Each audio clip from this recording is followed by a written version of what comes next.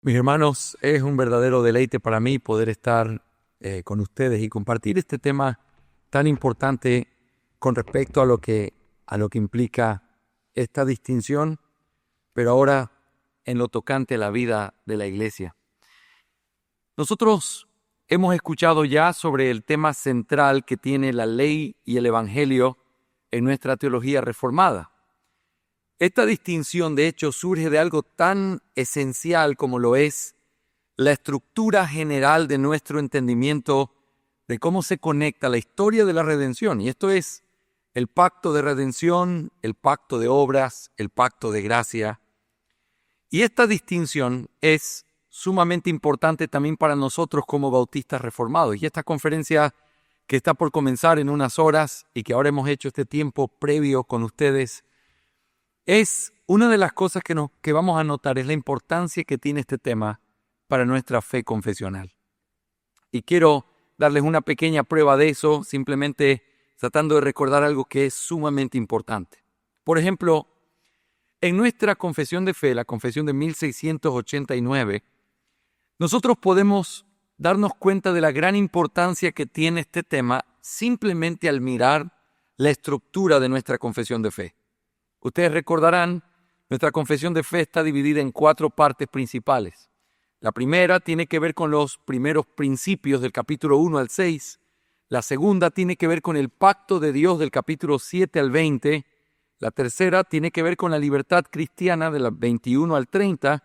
Y finalmente, lo que tiene que ver con las cosas del porvenir o el futuro, capítulos 31 y 32. Ahora, cuando vemos la segunda parte, que por cierto es la parte central de nuestra confesión de fe, nosotros tenemos el pacto de Dios y la forma en la que se estructura el pacto de Dios es muy interesante. Por ejemplo, en los capítulos 7 al 9, dentro de esta gran parte que es la estructura de la confesión de fe en lo tocante al pacto, se habla de los fundamentos del pacto. Y ahí está el capítulo 7 donde se describe qué es un pacto, capítulo 8 donde se habla del mediador del pacto, y en el capítulo 9, el escenario en donde se lleva a cabo todo este trabajo pactual. No es con hombres santos o inocentes, sino hombres caídos en completa desgracia por causa del pecado de Adán y todo lo que recibimos por él. Pero luego de terminar esa parte inicial, en la parte del pacto tenemos 2 secciones importantes, los capítulos 10 al 13 y luego 14 al 18. Como ustedes sabrán, nuestra confesión de fe no está organizada desde una perspectiva del ordo salutis, sino desde una perspectiva pactual. Y en esa perspectiva, lo que se hace es que en los capítulos 10 al 13 se habla de las cosas que Dios hizo para que nosotros podamos estar en un pacto con Él. Nos llamó, nos justificó, nos adoptó, nos santificó, pero también, capítulos 14 al 18, lo que nosotros debemos hacer como respuesta a lo que Dios hizo por nosotros, y eso es arrepentimiento, fe, buenas obras, la perseverancia, la seguridad de la salvación. Todo esto que estoy diciendo es parte de la estructura de la confesión de fe. Pero aquí es donde viene mi punto principal y la razón por la que hago este recuento. En los capítulos 19 y 20, nosotros tenemos 2 capítulos que son muy importantes en esta sección. Capítulo 19 habla de la ley y capítulo 20 habla del evangelio. En la confesión de Westminster no está el capítulo 20, pero no porque no lo creyeran, simplemente porque no es parte de cómo ellos lo presentaron. Después se unen otros capítulos y hace que a partir de allí los capítulos ya no coincidan con nuestra confesión de fe. Sin embargo, mi punto es este. ¿Qué tan central será el tema de la fe, de la gracia y la ley, del evangelio y la ley, que es parte de lo que nuestra confesión de fe tiene como estructura? Por lo tanto, es un asunto importante. Es un asunto importante en nuestra teología. Es un asunto importante que debería afectar todo lo que hacemos. Lo que yo tengo como privilegio enseñar en este momento tiene que ver con cómo esta teología tan importante afecta la vida de nuestras iglesias de manera práctica. Lo hemos visto en la predicación, lo hemos visto en el ministerio pastoral, pero ahora tenemos que preguntarnos si esto es tan importante, si esta distinción juega un papel tan importante en nuestra teología, cómo afecta de manera práctica a nuestras iglesias. Cómo afecta lo que nosotros somos, lo que hacen nuestros hermanos, la manera en la que nos conducimos. Porque nuestra eclesiología tiene que estar involucrada de una manera práctica en este asunto también. Así que esta lección, este tiempo que voy a compartir con ustedes, voy a tratar de responder esta pregunta importante. ¿Cómo la distinción del Evangelio y la ley afecta la vida de la iglesia? Y yo quiero que me permitan, lo voy a hacer más que como un sermón, lo voy a hacer tipo una clase para poder expandir el tema y centrarnos en algunos pasajes importantes, pero yo quisiera que ustedes me acompañaran a considerar este tema en 3 encabezados principales. En primer lugar, vamos a estudiar el fundamento de la ley y el Evangelio en la vida de la iglesia. El fundamento de la ley y el Evangelio en la vida de la iglesia. En segundo lugar, vamos a estudiar la demanda en la ley y el Evangelio en la vida de la iglesia. Y en tercer lugar, la aplicación de la ley y el Evangelio en la vida de la iglesia. Así que 3 cosas principales: el fundamento, la demanda y la aplicación. En primer lugar, el fundamento de la ley y el Evangelio en la vida de la iglesia. Yo quiero responder esta pregunta. ¿En qué se fundamenta la afirmación que hemos hecho de que la ley y el Evangelio deben ser parte de la vida de la iglesia local? ¿Dónde está ese fundamento? ¿En dónde está sostenida la realidad de que eso tiene que ser parte de la vida de una iglesia? Y yo quiero argumentar en este primer encabezado en 2 cosas principales que es parte de nuestra doctrina de la por qué creemos que la ley moral sigue teniendo algo que ver con la vida de la iglesia. Y quisiera que pensaras conmigo brevemente en estas 2 cosas. Lo primero, la vigencia de la ley, y segundo, la compatibilidad de la ley y el Evangelio en la vida de un creyente. Este es un asunto que lo vamos a poner como base, como el fundamento sobre el que vamos a levantar cosas muy prácticas que quiero mostrarte, sobre todo en nuestro punto número 3. Pero por ahora quiero poner la base sólida sobre la que vamos a levantar esto. Si esto es importante y si esto es esencial, ¿en dónde está fundamentado? Bueno, en primer lugar, en el hecho de que la ley moral sigue vigente. Hemos hablado de esto y hemos argumentado esto durante toda esta mañana, pero yo quiero simplemente volver a citarlo de una manera breve. Una de las objeciones comunes con respecto a la vigencia de la ley tiene que ver con aquellos pasajes que parecieran afirmar que la ley ha sido abrogada. No obstante, como hemos escuchado ya, necesitamos aprender a entender lo que significa la palabra ley en los diferentes contextos para aprender a hacer una distinción importante que nos ayuda a poner cada vez que aparece la palabra ley en un lugar correcto o en la perspectiva correcta. Para esta lección, he utilizado muchísimo un libro que yo quiero recomendarles abiertamente, claramente. Es el libro Los verdaderos límites de la libertad cristiana del puritano Samuel Bolton. Este libro es un libro que es vital en la vida práctica de la iglesia, fue de mucha influencia para todos los contemporáneos de esos días. Y este libro tiene diferentes aspectos claros que pueden servir para entender estas distinciones. Por ejemplo, Bolton dice que hay 7 cosas que pueden significar la ley cuando se menciona en la Biblia. A veces, cuando dice ley, se puede estar refiriendo a las escrituras del Antiguo Testamento, como en Juan 12:34 o 15:25. A veces, cuando se usa la palabra ley, se puede estar refiriendo incluso a toda la Biblia, como cuando el salmista dice en el Salmo 19:7 que realmente él se deleita en la ley de Jehová. Es todo lo que Dios ha revelado, lo cual en esos días era solo el antiguo pacto, pero ahora cuando nosotros decimos eso, se refiere a todo lo que Él ha revelado. Por lo tanto, toda la Biblia puede ser también parte de lo que se entiende como la ley. Por supuesto, una tercera cosa es los 5 libros de Moisés ciertamente son conocidos muchas veces y referidos como la ley. En cuarto lugar, lo que Moisés enseñaba, la pedagogía de Moisés, también es enseñado como la ley.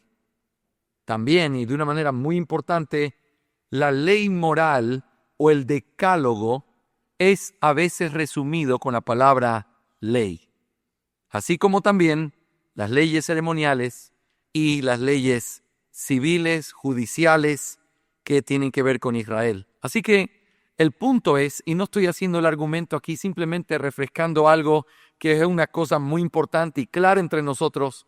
Cuando hablamos de ley, hablamos de diferentes cosas. Por eso, hacer una distinción en el uso de la palabra ley es lo que nos permite afirmar con claridad que la ley moral sigue vigente, aunque hay otros aspectos de la ley que ciertamente ya no están.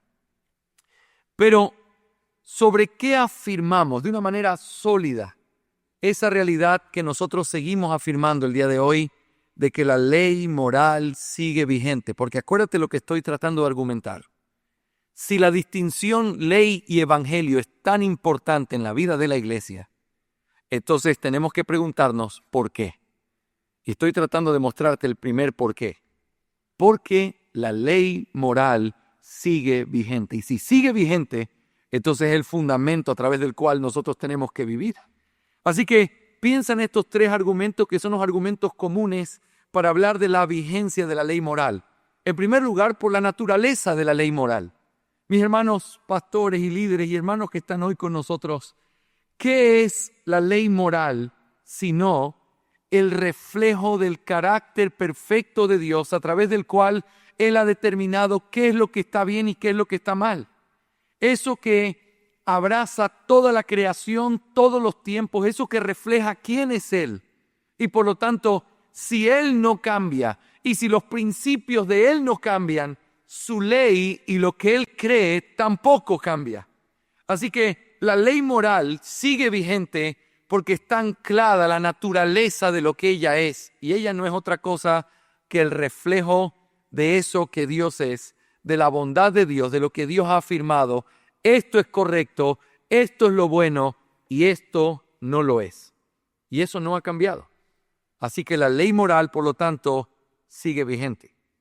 Pero un segundo argumento importante es que la ley moral sigue vigente en nuestros días, en nuestras iglesias, con los hermanos de tu iglesia, por la conexión que tiene la ley moral con el nuevo pacto. Piensa en esto. En el nuevo pacto se afirma una de las preciosas bendiciones que tenemos, es el hecho de que la ley sería escrita y puesta sobre nuestro corazón como parte de las promesas de este nuevo pacto. Y nosotros sabemos la distinción. No es lo mismo que lo que Adán tenía antes de la caída. Adán conocía la ley, la conocía en un sentido de que sabía lo que Dios quería, pero cuando Adán cae en pecado, la ley sigue estando, las obras de la ley siguen estando pendientes en el corazón del hombre, pero ahora distorsionadas por causa de la caída. Dios revela el decálogo, Dios sigue dando a conocer su ley para que el hombre esté claro de qué es lo que Dios quiere, aunque todos por naturaleza lo saben. Sin embargo, en el nuevo pacto la promesa es que ese conocimiento no sería simplemente un conocimiento de las obras de la ley, sino que sería puesto sobre el corazón, dándole al hombre, al creyente, al regenerado, una actitud distinta con respecto a la ley moral. Por lo tanto, la ley moral sigue vigente, y sigue vigente debido a esa relación que tiene con el nuevo pacto del cual nosotros y nuestras iglesias somos participantes. La ley sigue vigente. La ley moral también sigue vigente debido al lugar que se le da en el Nuevo Testamento. Piénsalo conmigo. ¿Qué es lo que se hace en el Nuevo Testamento con respecto a la ley? La ley se cita de manera explícita para poder corregirla de todo lo que los falsos maestros estaban enseñando. Oísteis que fue dicho, pero yo os digo. Y toda la corrección que el Señor hace no es como interponiendo una nueva ley de Cristo, sino, como dice Calvino, Cristo, el verdadero intérprete de la ley, aquel que le dio el sentido y el espíritu correcto, el que siempre tuvo. Por lo tanto, el Nuevo Testamento no niega la vigencia de la ley moral, la afirma con muchísima fortaleza. Pero no solamente lo dice de manera explícita, sino que todo el Nuevo Testamento contiene de manera aplicada estos principios de la ley en diferentes lugares donde nosotros podemos verlo con claridad en Pablo, en Pedro, en los apóstoles, hablando sobre cómo debemos vivir, y lo que ellos hacen es aplicar la eterna ley moral de Dios en la vida de los hombres y de los cristianos en este nuevo pacto. Podríamos citar muchísimos pasajes, estoy solamente poniendo el fundamento. Romanos 13, hablando de cómo debemos honrar a las autoridades, simplemente nos recuerda el principio eterno del mandamiento número 5 de honrar a padre y madre, que no es otra cosa que honrar y respetar a aquellos que Dios puso en autoridad sobre nosotros. Lo mismo se vuelve a repetir en Colosenses 3:20 o en Efesios 6, donde se vuelve a repetir la idea de honra a tu padre y a tu madre, que los padres hagan esto con los hijos, que los hijos hagan esto con los padres. Todo eso recuerda la misma realidad de que estamos sometidos a una autoridad superior, y eso es parte de la ley moral. Así que estoy argumentando a favor de la vigencia de la ley moral para decir que ese es el fundamento de por qué nuestras iglesias y los cristianos el día de hoy deberíamos vivir considerando esta preciosa distinción que nosotros hemos visto, la ley y el evangelio. La ley sigue vigente, así que si está vigente la ley moral, tenemos el deber de tener en mente esta distinción que sigue siendo una realidad en la vida de la iglesia.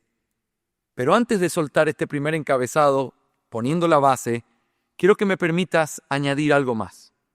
No es solamente la vigencia de la ley, sino que podemos hablar de esta distinción y debemos hacerlo porque la ley y el evangelio no son incompatibles.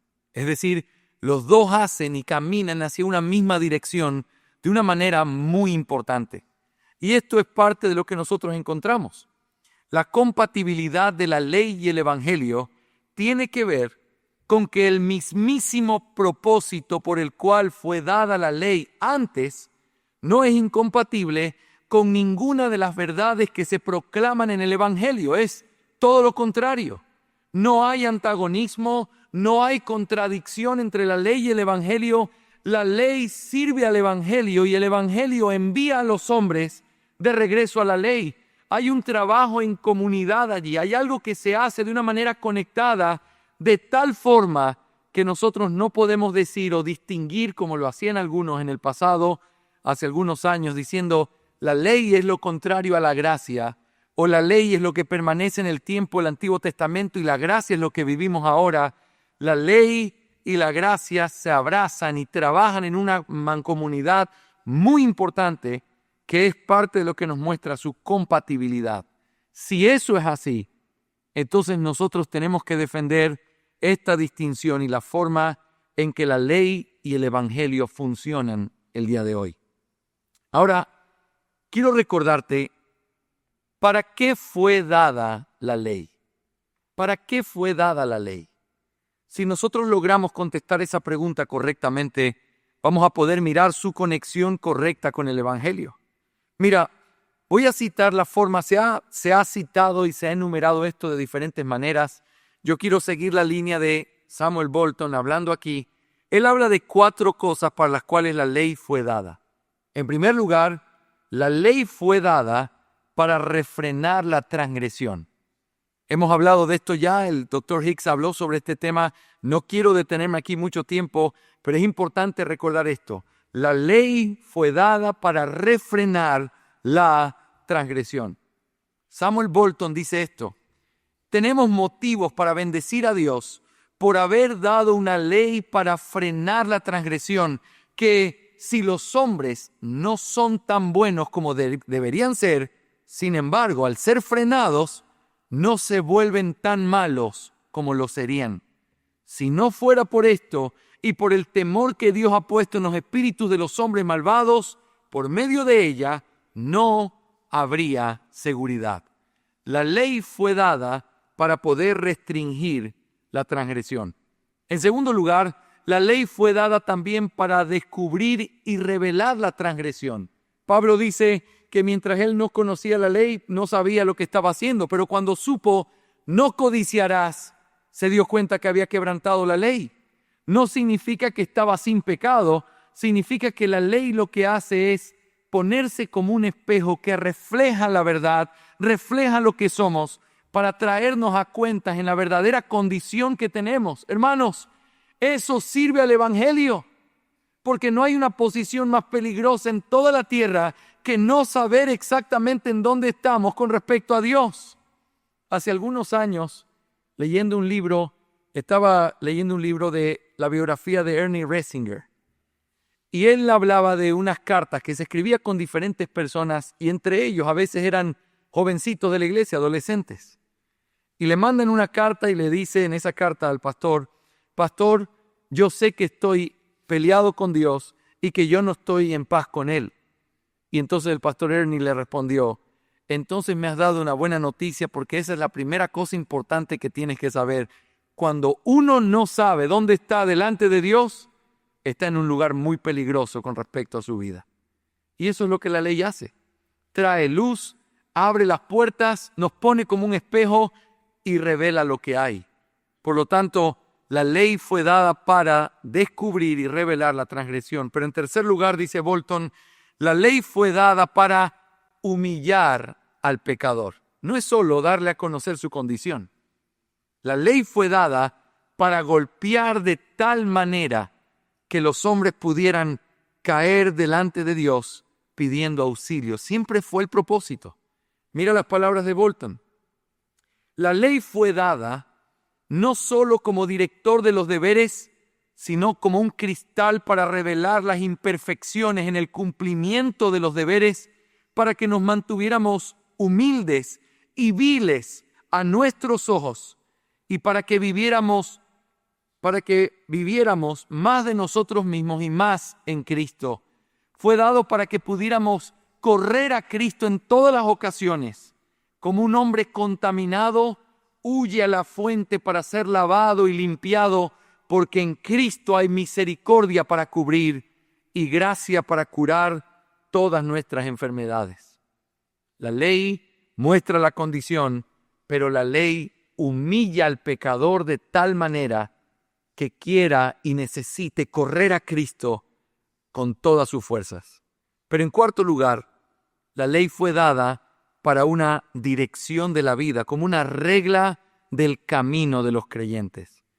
Bolton dice: la ley moral, con su enseñanza, amonestación, reprimenda y reproche, nos prepara para toda buena obra. La ley es nula en lo que respecta a su poder de condenarnos, pero aún tiene poder para dirigirnos.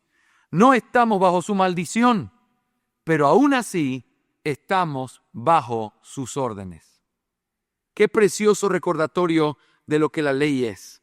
Qué precioso recordatorio de su vigencia, y qué precioso recordatorio para todos nosotros hoy de que ese es el fundamento sobre el cual se levanta la necesidad de hablar de esta distinción de la ley y del Evangelio en nuestras iglesias.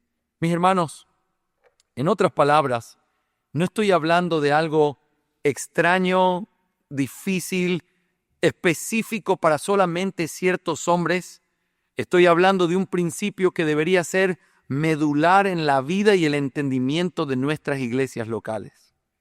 Así que, después de ver el fundamento y de poner todo el peso sobre ese fundamento, la ley sigue vigente, la ley tiene que ver con nosotros, la ley tiene que ver con nuestras iglesias. Ahora hablemos de una manera más práctica de la demanda de la ley y del Evangelio en la vida de la iglesia. Hermanos, si esto está vigente, entonces la pregunta es: ¿cómo deberíamos vivirlo? ¿Y qué es lo que esta distinción demanda de nosotros como pastores en la formación de nuestras iglesias? Mis hermanos, los mismos usos que la ley tiene siguen siendo verdaderos para nuestra gente el día de hoy. Esa verdadera utilidad, esa verdadera formación, ese verdadero intercambio que hace sigue siendo una necesidad, y eso es lo que se convierte en una demanda para nosotros con respecto a este tema. Bolton tiene una frase muy linda que realmente es muy interesante. Él dice: la ley nos lleva a Cristo. Es como si cuando tú vas a la ley la ley lo que comienza a hacer es oprimir tu cuello, ponerte contra la pared y comenzar a hacer presión contra ti. Y lo único que puedes alcanzar a clamar es: Jesús, auxilio. Y tú corres a Cristo buscando auxilio. Y cuando llegas a Él, que es el único que puede librarte de las demandas de una ley que tú no puedes cumplir, que tú aborreces en tu pecado, cuando llegas a Cristo te das cuenta que se convierte en un precioso círculo, en donde Cristo te toma, te sana, te da una nueva vida y luego te invita a ir de regreso hacia la ley. En esa ley que ahora ya no significa lo mismo para nosotros. Una ley a la que ahora nosotros amamos. Una ley a la que ahora nosotros tenemos el deseo de cumplir. Una ley que sigue teniendo un poder santificador en nuestras vidas. Y eso es lo que se demanda de nosotros como pastores con respecto a este tema. Yo quiero que me permitas hablarte de esta demanda que la ley y el evangelio hacen en nuestra vida con respecto a nuestras iglesias a través de dos cosas que son responsabilidad nuestra como pastores al entender esta distinción. La primera de ellas es que la ley y el evangelio demandan que nuestras iglesias sean enseñadas en cómo entender la ley. El entender que la ley y el evangelio están vigentes, tienen su fundamento en todo esto que hemos dicho, eso hace una demanda sobre nosotros. Y la demanda es: nuestras iglesias deben entender la ley. Mis hermanos, estamos tratando de levantar en alto la importancia que tiene nuestra fe bautista reformada. No porque quisiéramos caminar en una visión sectaria, no porque queremos separarnos del resto, sino porque creemos que esto es lo que la palabra del Señor enseña. Y este distintivo de entender la vigencia de la ley nos lleva a tener que recordar algo que tristemente es puesto en negligencia en muchas de nuestras iglesias. Y es la importancia de que los miembros de nuestra iglesia tengan acceso, conozcan, sepan cómo interactuar con esa ley. Esa ley que nos fue dada como un regalo ahora que somos creyentes para ser un instrumento santificador en nosotros. Hermanos, necesitamos de la ley, necesitamos de entender lo que ella demanda, porque al mirarla y saber que es algo que no podemos cumplir, corremos a Cristo. Pero al mismo tiempo, Cristo nos sigue dando amor y pasión por esa ley. Pero si no la conocemos, si no la tomamos en cuenta, si no la sabemos cómo interpretarla, simplemente se vuelve algo que es como si fuera un instrumento o una herramienta que no está siendo usada entre nosotros. Mis hermanos, todos nosotros somos propensos a tener la misma ignorancia que el joven rico. Este es un pasaje al que siempre me gusta volver con respecto a este hombre. Este hombre, creo realmente que él no estaba mintiendo en lo que decía. Algo peor que eso. Estaba completamente autoengañado. Cuando él se acerca al Señor y le dice, ¿qué debo hacer para obtener la vida eterna? Y el Señor le dice, guarda los mandamientos. Él le dice, confiado completamente en su no entendimiento, en su no profundidad, en el no entender el poder de la ley, todo eso lo he guardado desde mi juventud. Y entonces me gusta decirlo de esta manera, el Señor lo que hace es como si tomara un profesor que está tomando la lección y alguien dice, estudié todo, me sé todo. Muy bien, vamos a abrir el libro en el párrafo 1, la primera línea, y te voy a preguntar eso. Si ya estudiaste, eso es lo más obvio que debes saber. Así que abre la ley, mira la primera aplicación, pone el dedo en la primera aplicación y dice, como tú amas a Dios con todo tu corazón, que es el primer mandamiento, y no tienes dioses ajenos delante de ti, entonces tú no tendrías ningún problema en el hecho de poder vender todo lo que tienes, porque la riqueza no es un Dios para ti, tú solo tienes a Dios como tu Dios. Así que véndelo todo y sígueme. En la primera aplicación más obvia, más básica del primer mandamiento, ese hombre no fue capaz de quedarse en pie, porque la ley que él pensaba que cumplía realmente ni siquiera llegaba a entender la profundidad que esta ley tenía. Ese hombre se fue triste y triste para nosotros leer que en vez de arrepentirse, en vez de venir al Señor, en vez de decirle, Señor, ¿cómo me pides que guarde la ley si nadie puede? Ayúdame tú, sálvame tú. No fue su reacción. Todo eso yo lo hago, todo eso lo cumplo, todo eso es parte de lo que he hecho. Y muchas veces nuestro entendimiento de la ley está basado en una falta de profundidad en lo que la ley significa. Es por eso que nosotros necesitamos clamar como el salmista en el Salmo 119, 18, abre mis ojos para que vea las maravillas de tu ley. Hermanos, este principio es lo que nosotros somos llamados a hacer y a equipar a nuestras iglesias. Si ellos han de tener esta distinción de la ley y el evangelio en sus mentes, la ley debe ser parte de lo que está claramente entendido entre ellos. Y por eso tenemos que enseñarle a interpretar. No lo hagas como el joven rico. No te limites a leer por encima y pensar, yo cumplo eso. Sé que no hay ninguno bueno, pero yo no soy tan malo porque yo cumplo esos 10 mandamientos. El Señor Jesús hizo una preciosísima exposición de lo que esto implica, dándonos principios que nos ayudan a entender cómo se tiene que ver la ley. Y hermanos, tenemos que estar convencidos de que eso es lo que los miembros de nuestras iglesias deben conocer claramente, deben repetir claramente, porque esto es lo que les hace bien a sus almas. Piensa conmigo en algunos de estos principios que solamente puedo resumirlos, pero quiero motivarte, quiero desafiarte a que puedas, si esto es algo que no se ha enseñado hace un buen tiempo, que lo vuelvas a retomar, que lo vuelvas a enseñar, que se lo vuelvas a repetir a tu gente, porque esta distinción no solamente está en la vida de un pastor, no solamente está en la predicación, está en la vida de la iglesia local. Y por eso es tan importante recordar esto. Piensa estos principios. Te voy a decir 4 rápidamente que son los que el Señor Jesús enseñó para poder interpretar la ley que encontramos en el Nuevo Testamento. Por ejemplo, nosotros aprendemos que la ley es espiritual. ¿Qué significa eso? No es simplemente un cumplimiento externo, como si Dios fuera un rey humano que lo que necesita es ver simplemente obras. No, es algo interno, es algo del alma, son las intenciones, las motivaciones. Por eso el Señor dice, cualquiera que mira a una mujer para codiciarla ya adulteró con ella.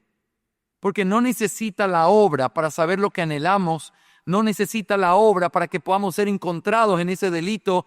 Nuestros pensamientos son como gritos delante de su presencia. Por lo tanto, la ley es espiritual y piensa en esto, lo mismo que se aplica de ese mandamiento se debe aplicar a los 10. Si no es simplemente robar físicamente, entonces tiene que ver con cosas que puedes hacer en tu alma, como robarle la reputación a alguien, robarle la buena dignidad que alguien tiene, que puede ser algo no material, pero que lo haces con tu alma y sigue siendo pecado y sigue siendo quebrantamiento de la ley.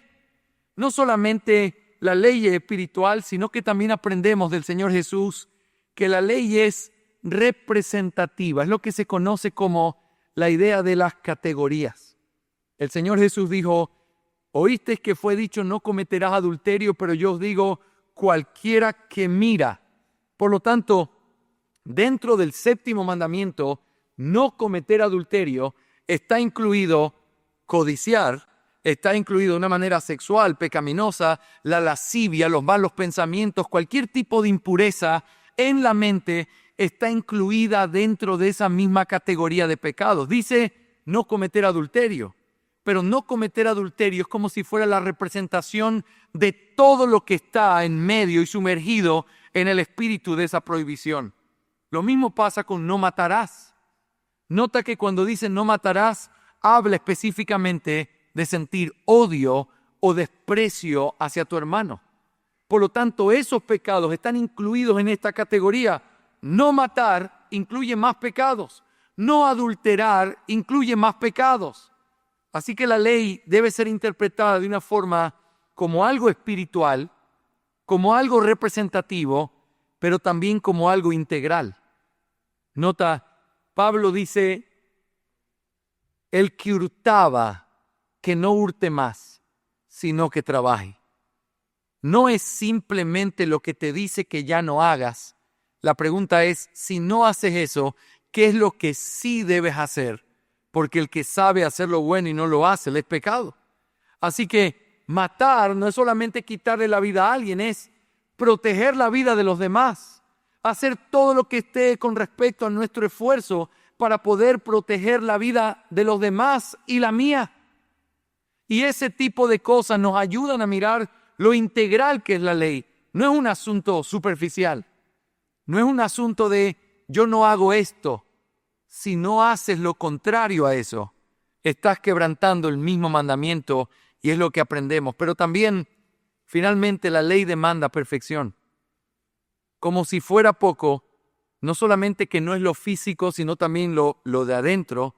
No solamente es el mandamiento que se dice, sino toda la categoría que está involucrada. No es solamente el hecho de que te prohíbe cosas, sino que te manda lo contrario. Como si esto fuera poco, la ley te dice, y cualquiera que quebranta uno de estos mandamientos es culpable de toda la ley. ¿Quién podría pararse o estar de pie delante de la perfecta ley de Dios sin correr buscando auxilio y diciendo, Señor, yo soy un miserable? ¿Quién podría mantenerse en pie jactándose de algo que cree que es, cuando realmente la ley de Dios nos desnuda completamente y nos deja sin excusas delante de Él?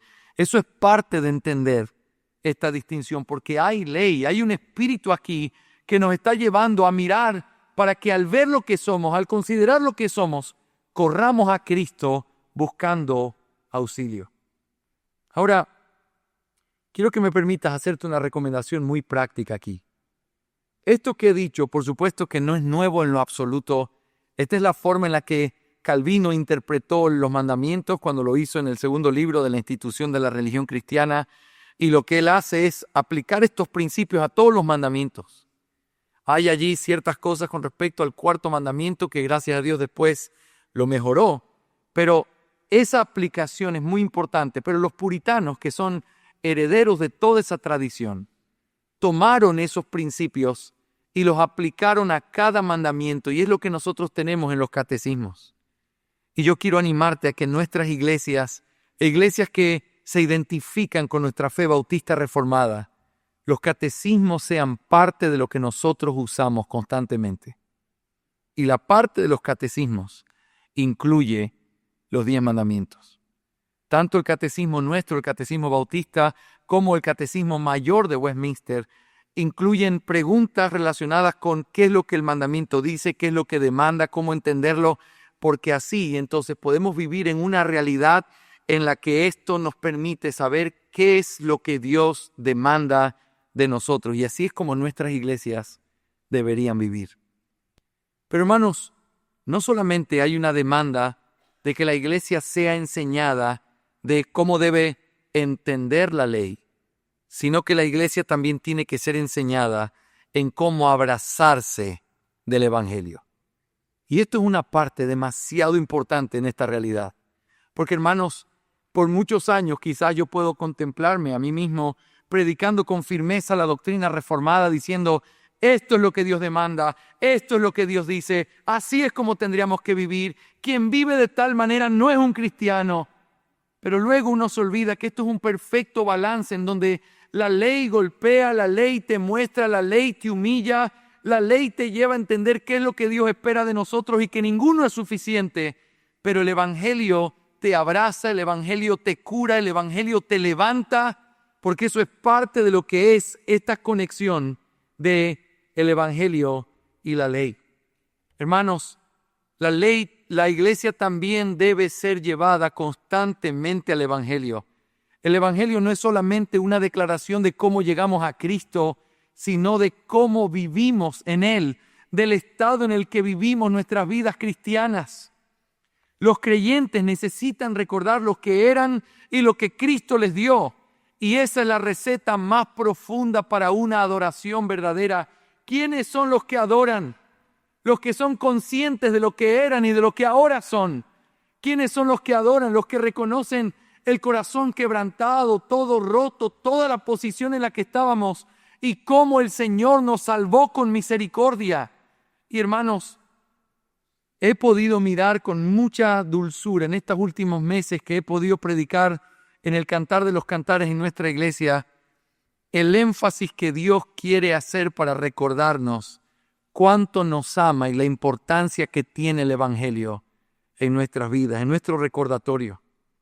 El domingo pasado prediqué en nuestra iglesia y después fui hacia el aeropuerto, pero me tocó el pasaje precioso de Cantares capítulo 2, versículos 10 al 13, en donde ella está hablando de su marido que viene a la distancia, pero luego la escena cambia y ella está acostada en su cama, está tendida en su cama, y el marido es quien se para desde afuera y comienza a llamarla y le dice: levántate, mi amada, mi hermosa, sal, ven donde yo estoy.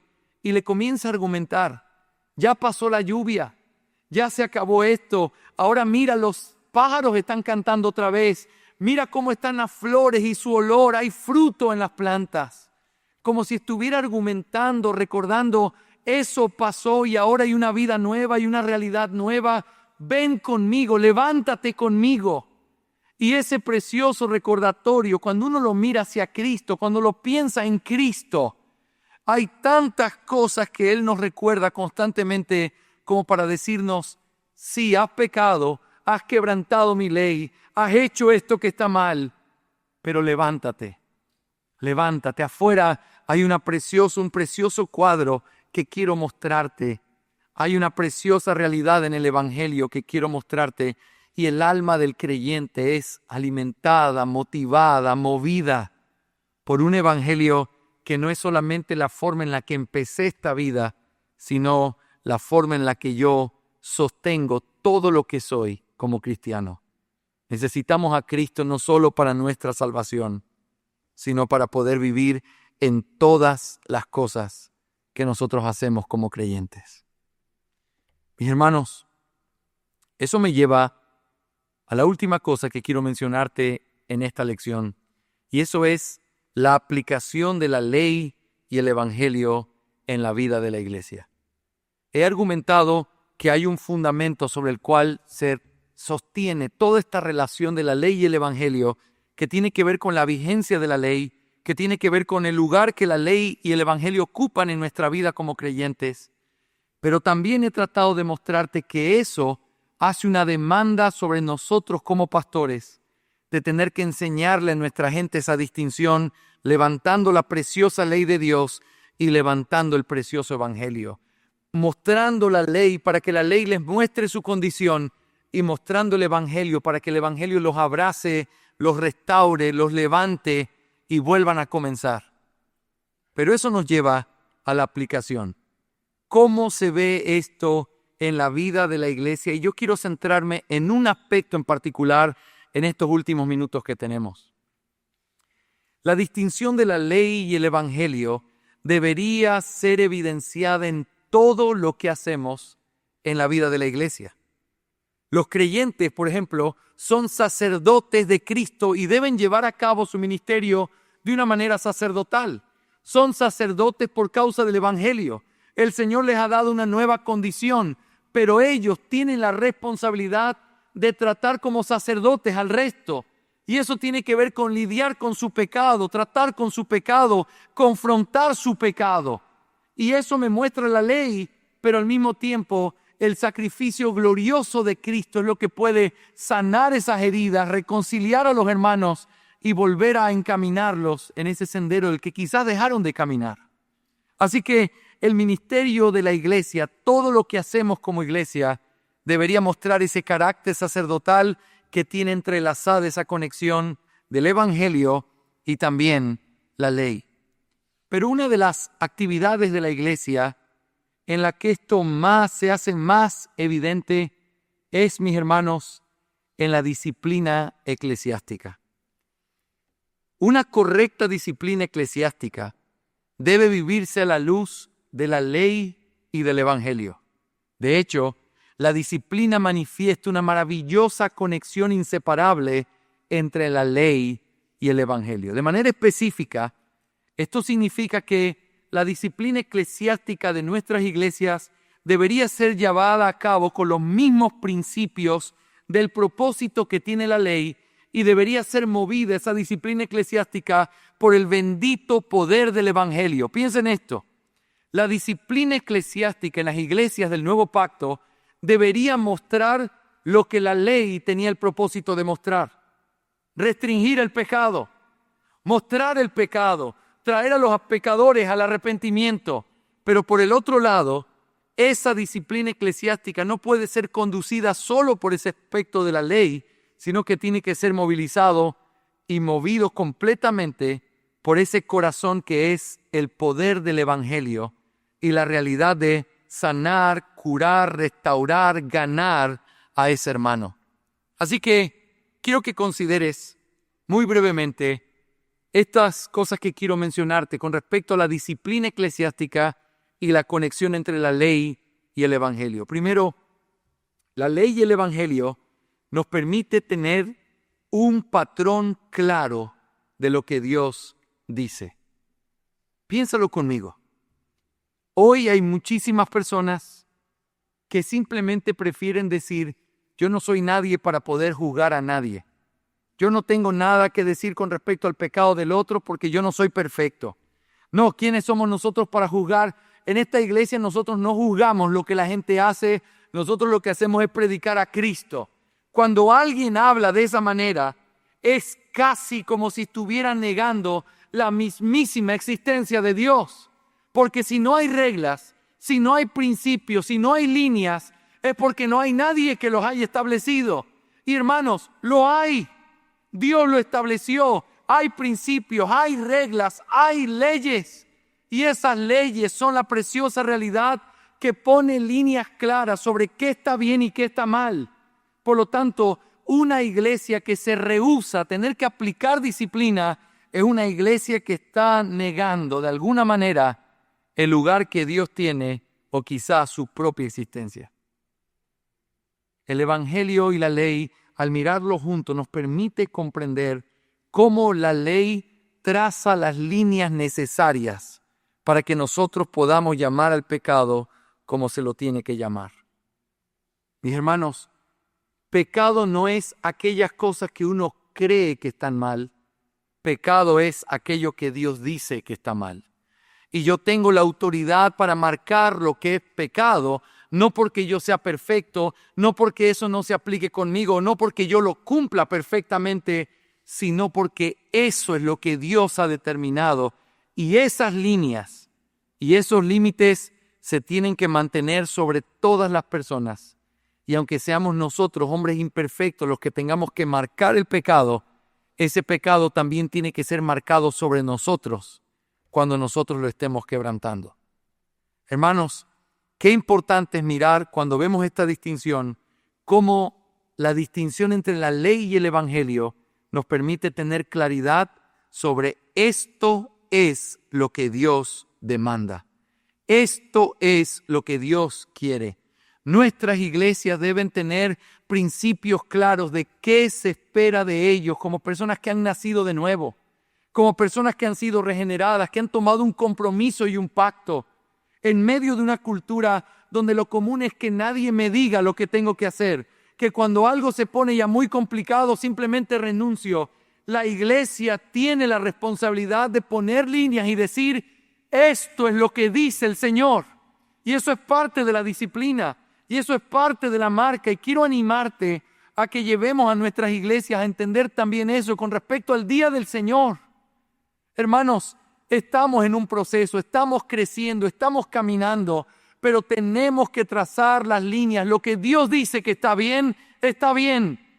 Y lo que Dios dice que está mal, aunque toda la cultura a nuestro alrededor lo hiciera, seguimos teniendo la responsabilidad de marcarlo y decir: eso está mal.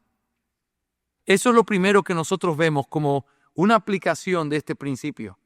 Cuando tú miras la ley y el Evangelio, y cuando lo tienes abrazado en la vida de la iglesia, al aplicarlo a la disciplina, lo primero que aprendemos es que hay ley, hay principios, hay un Dios que establece esas líneas. Pero en segundo lugar, nosotros también cuando vemos esto, la ley y el evangelio nos permiten ver el verdadero propósito de la disciplina.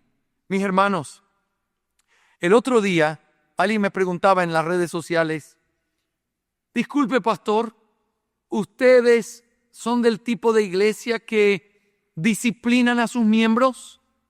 Yo no sé si me lo preguntaba de una manera positiva o negativa. La respuesta, por supuesto, no respondí, pero la respuesta es claro que sí. Pero la pregunta es, ¿cómo se ve eso hoy? No, eso está mal, porque eso lo que hace es lastimar a las personas y la gente va dolida y uno lo sigue lastimando. Hermanos, estoy de acuerdo que eso sucede en muchas iglesias donde se practica incorrectamente la disciplina, donde hay hombres y pastores que usan su autoridad de una manera ilegítima y lastiman al pueblo de Dios, y ese tipo de disciplina no es lo que Dios quiere. Por eso este tipo de distinción nos ayuda a poner otra vez en claro cuál es el verdadero propósito de la disciplina. Hermanos, recuerda para qué fue dada la ley: para refrenar la transgresión. La disciplina eclesiástica se repite en muchos lugares del Nuevo Testamento. A los que continúan en pecado, dice Pablo en 1 Timoteo 5:20, repréndelos en presencia de todos para que los demás tengan temor de pecar. ¿Para qué sirve la disciplina? La disciplina es un recordatorio de la ley de Dios siendo expuesta delante del pueblo de Dios, diciendo, esto no es lo que Dios quiere. Y esto trae consecuencias delante de los ojos de Dios. Y esto no glorifica su nombre. Y cuando el pecado es expuesto, el pueblo tiembla. Porque nos recordamos nuestra propia condición, nuestro propio lugar delante de los hombres. Somos propensos a pecar.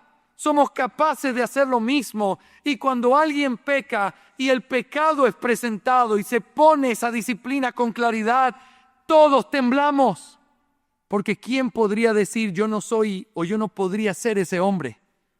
Y por el hecho de que podríamos ser ese hombre, el pecado es refrenado por medio del uso de la disciplina cuando lo conectamos con esta verdadera distinción de la ley y el evangelio. Pero también la ley fue dada para revelar y para descubrir la transgresión. Una de las autoridades que creemos que los pastores tienen es la autoridad para poder pronunciar qué es lo que Dios ha dicho sobre un caso en particular. Escucha esto con mucho cuidado. En la doctrina congregacionalista que tenemos como bautistas reformados, afirmamos que la congregación está compuesta de la autoridad de los pastores y la libertad de los miembros. Cuando hablamos de la autoridad de los pastores, afirmamos que los pastores tienen la autoridad para guiar el proceso de disciplina, poner las cosas sobre la mesa, y entonces los pastores traen, habiendo preparado todo de antemano, lo presentan delante de la iglesia y tienen la autoridad de presentar lo que Dios dice sobre ese caso en particular. Hermanos, recuerden la Escritura, recuerden lo que Dios dice sobre este pecado, recuerden qué es lo que Dios ha manifestado en su voluntad, y el pueblo lo escucha, y el pueblo lo pesa con la Escritura en la mano, y luego el pueblo tiene que usar su libertad para poder evaluar que realmente ese pecado se esté cometiendo y que ese hombre que está bajo esa disciplina o que está siendo observado no se esté arrepintiendo de su pecado. Y lo llamamos al arrepentimiento y no se arrepiente. Cuando el pastor vuelve a reunir a la iglesia y entonces la iglesia trae el veredicto diciendo, este hombre no se arrepintió del pecado que Dios dice que es pecado, entonces el pastor tiene otra parte de su autoridad que es sentenciar el caso y decir gentil y publicano. No lo puede hacer solo, no lo puede hacer en su propio lado, tiene que hacerlo con la participación de la iglesia, pero esa responsabilidad y esa autoridad Dios se la dio al pastor o a los pastores de una iglesia. Ahora, este principio importantísimo, mis hermanos, tiene que ver con revelar el pecado. Y esto es lo que hace la disciplina. Hermanos, está mal murmurar. Hermanos, está mal cometer adulterio porque Dios dice esto, esto y esto. Y eso es lo que hace la disciplina eclesiástica. Vuelve a levantar la ley para recordar qué es lo que Dios demanda de su pueblo. En tercer lugar, la ley fue dada también para humillar al pecador. ¿Cuál es el propósito de que se pueda exponer un pecado y de que sepa que el pueblo lo sabe y que el pueblo comience a llamarlo? ¿Cuál es la meta? Que se quebrante su corazón, que se humille su corazón, que vea su condición, que vea su necedad, que vea lo lejos que está de hacer lo que es correcto y que pueda correr buscando auxilio, ayuda, que pueda darse cuenta de su locura, como cuando alguien abre los ojos y se da cuenta lo mal que ha estado. Eso es lo que buscamos, eso es lo que quiere la disciplina eclesiástica, porque aunque es ley, está cobijada preciosamente, dulcemente con el Evangelio, y seguimos llamando al arrepentimiento. Hiciste mal, pero ven a Cristo. Hiciste mal, pero arrepiéntete de tu pecado. Y ese es el principio que la disciplina nos recuerda. Hermanos, la disciplina eclesiástica es una forma muy práctica de mostrar de manera preciosa la conexión entre la ley y el Evangelio en la vida de la iglesia. Pero finalmente, la ley y el Evangelio nos permite también ver el corazón correcto para con aquel que pecó. Si solo fuera ley, entonces el Nuevo Testamento no hablaría de la actitud que debemos tener para con aquellos que cayeron. ¿Te acuerdas la palabra de Gálatas 6:1? Hermanos, aun si alguno es sorprendido en alguna falta, vosotros que sois espirituales, restauradlo en un espíritu de mansedumbre. Y nota esto, mirándote a ti mismo, no sea que tú también seas tentado. 1 Corintios 5:5, el tal sea entregado a Satanás para destrucción de su carne, a fin de que su espíritu sea salvo en el día del Señor. ¿Cuál es el propósito? Ve estando tú y tu hermano solos, y si te escucha, has ganado a tu hermano, y siempre tiene el mismo propósito. Cualquier paso, aún el tercero, aún cuando la iglesia lo sabe, lo que queremos es ganar a nuestro hermano, lo que queremos es que se arrepienta, lo que queremos es que vuelva en sí mismo. Y ese es el propósito por el cual nosotros vivimos como vivimos en la iglesia. Si solo fuera evangelio, sin la ley, viviríamos en iglesias que se jactaran de decir, nosotros aquí nunca practicamos disciplina eclesiástica. Yo hace 10 años que no practico una disciplina eclesiástica como si fuera algo de lo cual alguien se pudiera jactar. Por el otro lado, si fuera solo ley, entonces es lo que se ha practicado en muchas iglesias evangélicas por muchos años, donde la gente no puede jamás ser restaurada, lo que puede es ser destruida. Y cuando alguien comete un pecado, no importa si se arrepiente, igual vamos a ir encima sobre él y vamos a golpearlo y a lastimarlo y a no darle ninguna oportunidad, que sepa que va a llevar una marca para siempre, porque lo que él hizo no se debe hacer, aunque tú hagas otras cosas, pero lo de él fue público, por eso tiene la marca. Y ese legalismo absurdo y esa manera de vivir, lo que hace es mostrar cómo se rompe esta distinción tan importante. Por eso tenemos que volver a recuperar esta distinción que fluye de nuestra doctrina. Ley y evangelio. Ley y evangelio. Ley que sigue marcando, que sigue diciendo, que sigue golpeando, pero evangelio que sigue abrazando, que sigue restaurando y que puede volver a traer de regreso a cualquiera que se arrepienta. Mis hermanos, esto es algo que no solamente tiene que ver con los pastores, tiene que ver con los miembros de nuestras iglesias.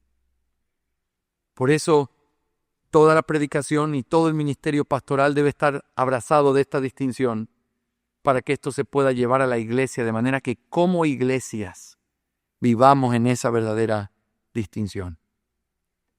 ¿Cómo podemos concluir esta lección? Déjame repetirte 3 cosas. La centralidad de la ley y el evangelio en la vida de la iglesia. No te olvides que esto es un asunto central. Número 2, la necesidad de que la ley y el evangelio estén claros en la vida de la iglesia. Y déjame preguntarte aquí, ¿qué tan a menudo hablamos de la ley? ¿Y qué tan a menudo volvemos a refrescar nuestros sermones con el Evangelio? ¿Qué tan a menudo estamos trayendo a nuestro pueblo a abrazarse y a pararse delante del estándar para que puedan vivir una vida verdadera de santidad? ¿Y qué tan a menudo los traemos delante de esa fuente gratuita para que puedan beber y saciar su sed? Nuestros sermones pueden estar llenos de lo uno o de lo otro, pero tienen que estar llenos de los dos, porque los dos son necesarios para la vida de la iglesia. Pero en tercer y último lugar, la urgencia de que hayan procesos bíblicos que permitan que la iglesia aplique esta distinción del Evangelio y la ley. No es solamente entenderlo doctrinalmente. La pregunta es, ¿nuestros procesos en nuestras iglesias locales realmente lo viven así? O aunque digamos creer en la distinción, la forma en la que llevamos a cabo la aplicación es solo ley o es solo gracia, pero no están abrazados de la manera en la que tienen que ser. Tenemos que buscar una reforma profunda que nos lleve a ser completamente consistentes con esta distinción. Amén. Vamos a orar. Amado Señor, gracias por darme la oportunidad de compartir este tema tan importante. Señor, te necesitamos. Necesitamos de tu gracia. Y gracias por esa bendita ley. Señor, gracias por todo lo expuesto en esta mañana y en esta tarde. Te pido que puedas ayudarnos a seguir avanzando, entendiendo, creciendo en este entendimiento para poder guiar a nuestras iglesias conforme a tu santísima voluntad. Tuya es la gloria, Señor. En el nombre de Jesús. Amén.